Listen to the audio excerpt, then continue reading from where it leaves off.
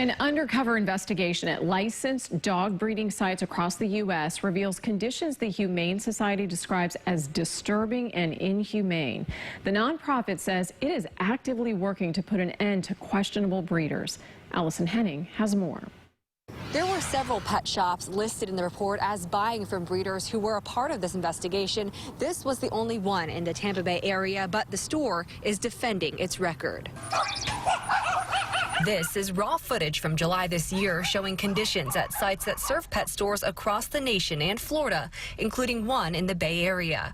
This Bradenton PETLAND store was cited in the report for purchasing puppies from a breeder in Missouri. The store has been at the center of 8 on Your Side stories in the past, with customers claiming they were sold sick puppies. BRUNELA RONDA shared her story with us in January 2019. Nearly 2 years later, Little Blue is still struggling with hair loss and other issues. Pneumonia for 3 months. It took 3 months for her to heal, and thanks to her vet, they worked really hard to get her to where she is now.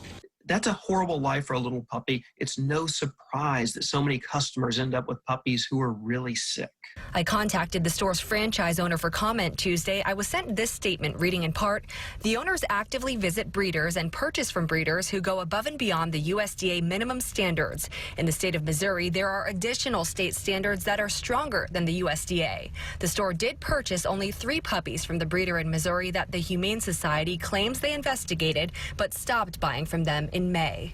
Also in that statement, the store called the Humane Society undercover investigation a, quote, tired ploy to meet end-of-year fundraising goals. Regardless, folks here say they take all allegations seriously.